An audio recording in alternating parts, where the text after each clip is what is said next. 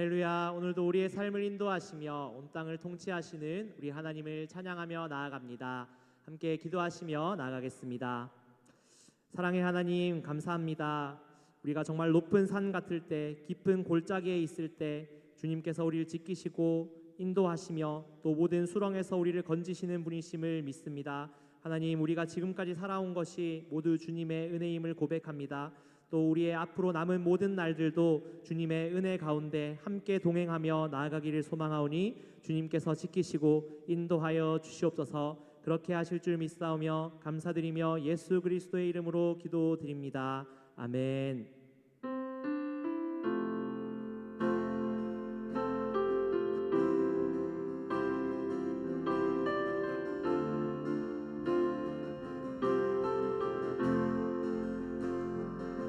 산을 넘어 험곡에 가도 빛가는 대로 걸어가면 주께서 항상 지키시기로 약속한 말씀 변치 않네. 하늘의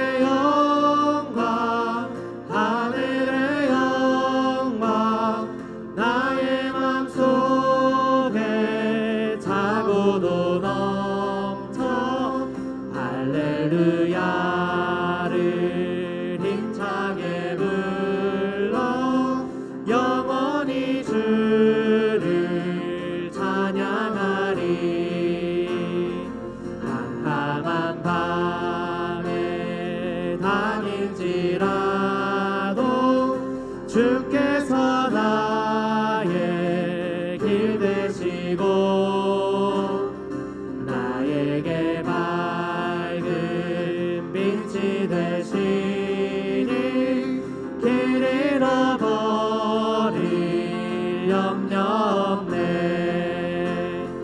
하늘의 영광 하늘의 영광 나의 맘속에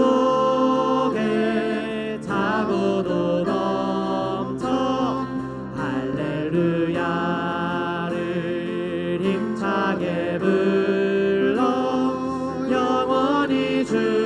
주를 찬양하리. 광명한 그님 마음의 바다 찬란한 천국 바라보고 할렐루야를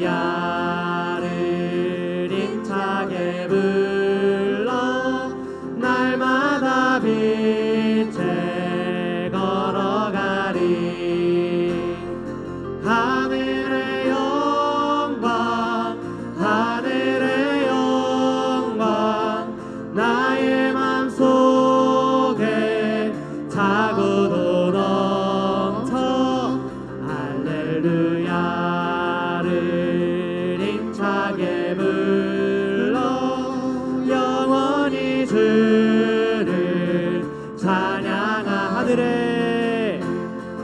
하늘의 영광 하늘의 영광 나의 맘속에 차고도 넘쳐 할렐루야를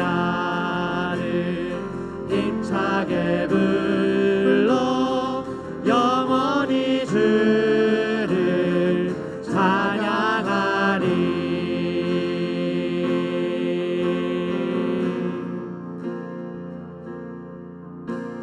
주 나의 모습 보네. 상한 나의 맘 보시네. 주 나의 눈물 안에 홀로 울던만 아시네. 주 사랑 내게 있네.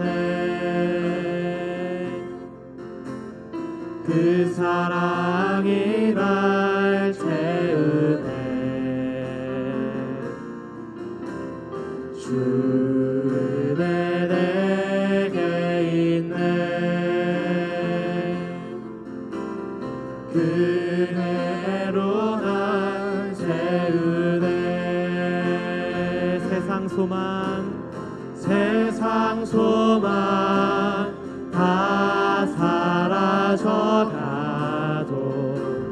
주의 사랑은 끝이 없으니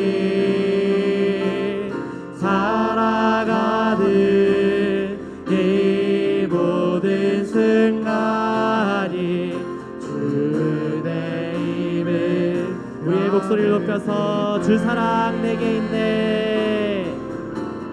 주 사랑 내게 있네. 사랑이 날 채우네. 주네 내게 있네. 그대로 날 세우네. 세상 소망 다 사라져가도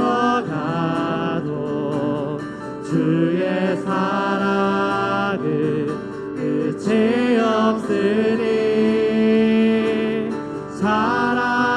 살아가는 이 모든 순간이 주의 힘을 나는 미. 세상 소망 다 사라져가도 세상 소망 다 사라져가도 주의 사랑은 끝이 없으니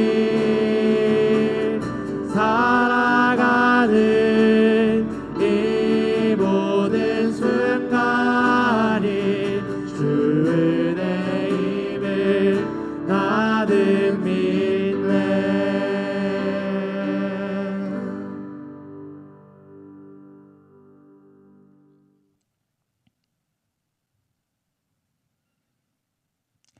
할렐루야. 오늘도 하나님 말씀 앞으로 나온 여러분들을 축복합니다.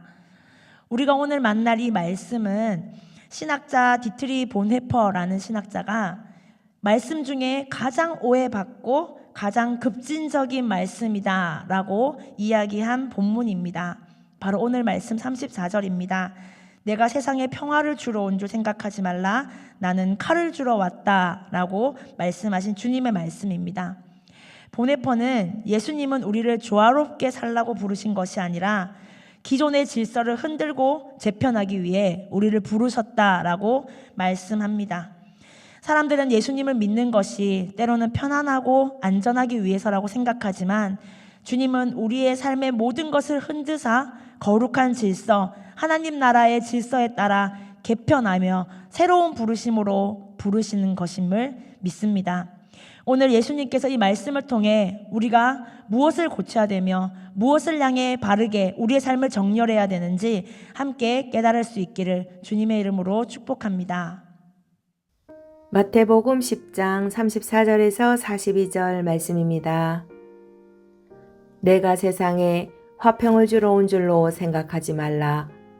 화평이 아니요 검을 주러 왔노라. 내가 온 것은 사람이 그 아버지와 딸이 어머니와 며느리가 시어머니와 불화하게 하려 함이니 사람의 원수가 자기 집안 식구리라.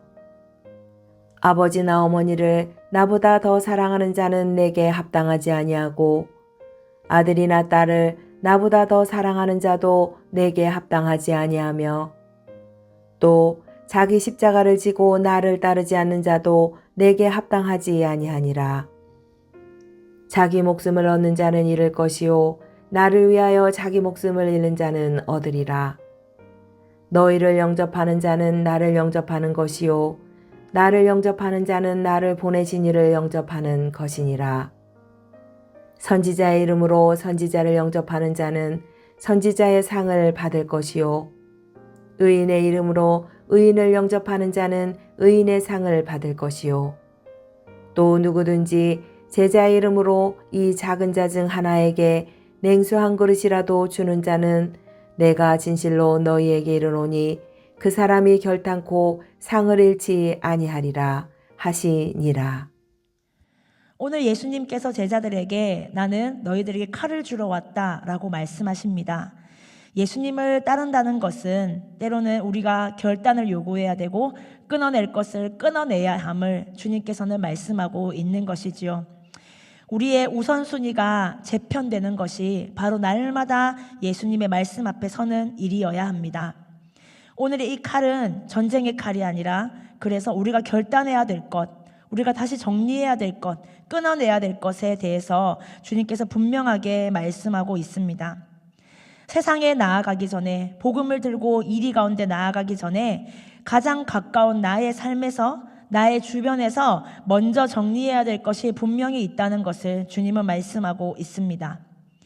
예수님의 제자들도 바로 이런 갈등을 겪어야 했습니다. 정리해야 할 것을 정리해야 했습니다. 당시의 유대 사회에서 가족이란, 문화란 하나의 공동체였습니다. 그들은 갑자기 예수님을 믿고 예수님을 따르게 되었을 때 때로는 가족들로부터 배척당해야 했고 그들이 가지고 있는 직업과 경제활동에서 버림받았을지도 모릅니다. 예수님의 이 말씀은 결국 예수님을 믿고 따른다는 것은 문제와 갈등을 피할 수 없음을 의미하고 있습니다. 그래서 주님은 나보다 더 사랑하는 것은 합당하지 않다라고 말씀하고 있습니다. 이 말씀은 가족을 미워해라, 사랑하지 말라는 것이 아니라 너의 삶의 진정한 삶의 질서, 우선순위, 사랑의 질서를 바로 세워야 하는 것을 말씀하고 있습니다. 여러분, 예수님을 믿고 삶에서 우선순위의 질서가 바뀌어지셨습니까? 모든 것의 중심에 하나님의 나라와 그분의 뜻과 의가 중심이 되어 있으십니까? 만약 예수님을 믿고도 내 삶에 아무런 변화가 없고 가족과 삶의 문제와 직장과의 속에서도 어떠한 갈등도 없다면 여러분의 삶의 우선순위를 다시 한번 돌아보아야 할 것입니다. 예수님을 우선순위로 삼는 삶에는 반드시 나의 우상은 무너지게 되어 있습니다. 세상의 기준에 따라 정렬되었던 내 삶의 기준이 바뀌게 되어 있습니다. 그래서 주님께서는 이렇게 말씀하십니다. 자기 십자가를 지고 나를 따르지 않는 자는 합당하지 않다. 여러분, 주님께 합당한 제자로 살아가기를 원하십니까? 그렇다면 반드시 나의 십자가를 지고 주님을 따라야 할 것입니다. 오늘날 많은 사람들이 십자가를 그저 조금 힘든 일, 고난을 의미한다고 생각합니다. 그러나 주님께서 이 말씀을 할 당시의 십자가는 모든 사람들이 보는 앞에서 처형을 당하는 공개 처형이었습니다. 사회적으로도 굉장히 수치를 받는 처형이었던 것입니다. 그리고 그 시체가 계속 매달려 있는 것을 모든 사람들이 공공연하게 보이는 곳에 자랐기 때문에 이것은 이미 죽은 사람의 상징이 되기도 했습니다. 그래서 십자가를 지고 나를 따르라는 말씀은 너의 생명을 내려놓고 너는 이미 한 번 죽었다고 생각하고 나를 따르라는 것입니다. 예수님을 따른다는 것은 내가 가진 모든 것, 나의 주장, 나의 소유, 내가 원하는 모든 것을 가지고 따르는 것이 아니라 반드시 끊어낼 것은 끊어내고 내 삶에 내려놓아야 될 것은 내려놓고 반드시 갈 수 있는 길이라는 것을 말씀하고 있습니다. 예수님을 따르는 것은 칼을 쥐는 일입니다. 관계에서의 안정감을 잃게 될 수도 있고 가족 간의 갈등과 세상의 질서를 따르지 않을 때 오는 불편함을 감수해야 할 때도 있습니다. 또한 내 삶의 주도권도 내려놓는 일입니다.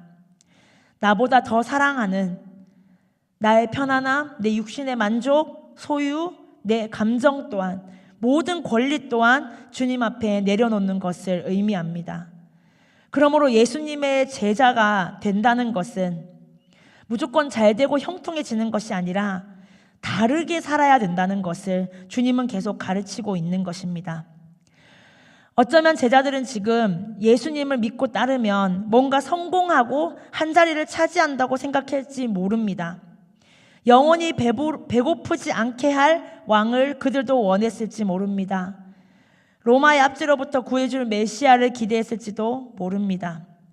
그런데 주님은 이 길에서 우리가 잃을 것뿐만 아니라 분명히 얻을 것도 약속하고 있습니다. 바로 우리의 영원한 생명 그리고 주님을 얻는 것입니다. 39절 40절 말씀을 함께 읽겠습니다.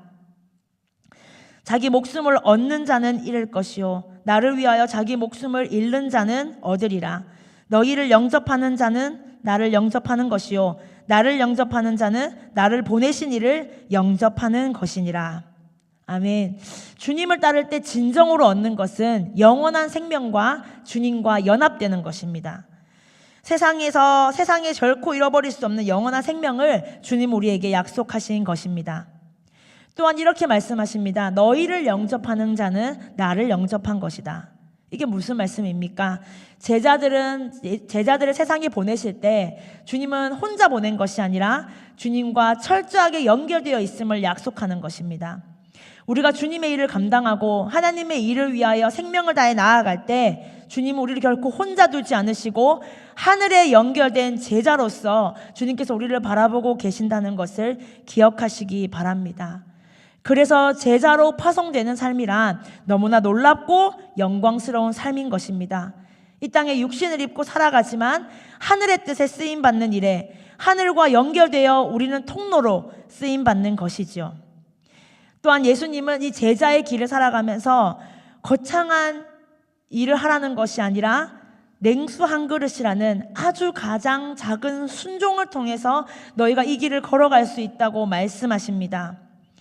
그리하여 작은 자에게 하는 것이 나에게 하는 것이다. 하나님의 일이 된다라고 약속하고 있습니다. 고린도후서 6장 9절에서 10절 말씀이 있습니다. 무명한 자 같으나 유명한 자요 죽은 자 같으나 보라 우리가 살아있고 징계를 받는 자 같으나 죽임을 당하지 아니하고 근심하는 자 같으나 항상 기뻐하고 가난한 자 같으나 많은 사람을 부요하게 하고 아무것도 없는 자 같으나 모든 것을 가진 자로다. 아멘.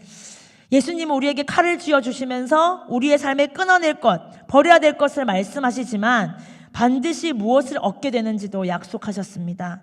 제자리의 길은 잃는 것처럼 보이나 영원한 생명을 얻는 삶이요 모든 것을 버리는 삶 같으나 하늘의 것을 취하고 하늘의 기쁨과 부요함을 누리는 삶인 것입니다. 예수님은 생명을 내려놓을 때 참 생명을 얻는다 말씀하시고 모든 것을 버릴 때 모든 것을 얻는다고 약속하셨습니다. 이 사람은 결코 상을 잃지 아니하리라 약속하셨습니다. 여러분, 때로는 우리가 예수님의 제자로 살아갈 때 손해보는 것 같고 억울한 일을 겪는 것 같이 느낄 때가 있습니다. 그러나 그때 기억하십시오. 여러분은 주님과 연결된 자이며 하늘에 속한 자입니다. 이 땅에서가 아니라 영원한 상급을 주실 주님의 제자임을 기억하시며 오늘 하루도 그 주님과 함께 동행함으로 날마다 기뻐하고 찬양하는 그러한 승리의 삶을 살아가는 저와 여러분이 되기를 주님의 이름으로 축복합니다. 함께 기도하겠습니다. 하나님 아버지 감사합니다. 우리에게 약속하신 그 영원한 기쁨과 주님과 함께 하신다는 그 승리의 약속을 기억하며 오늘도 담대하게 세상으로 나아갑니다.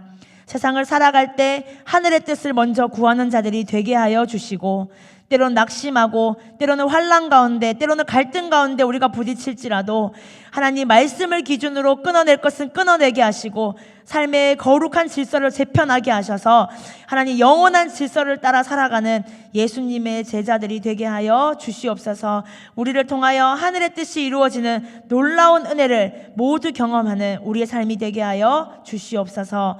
감사드리며 예수님의 이름으로 기도드렸습니다. 아멘.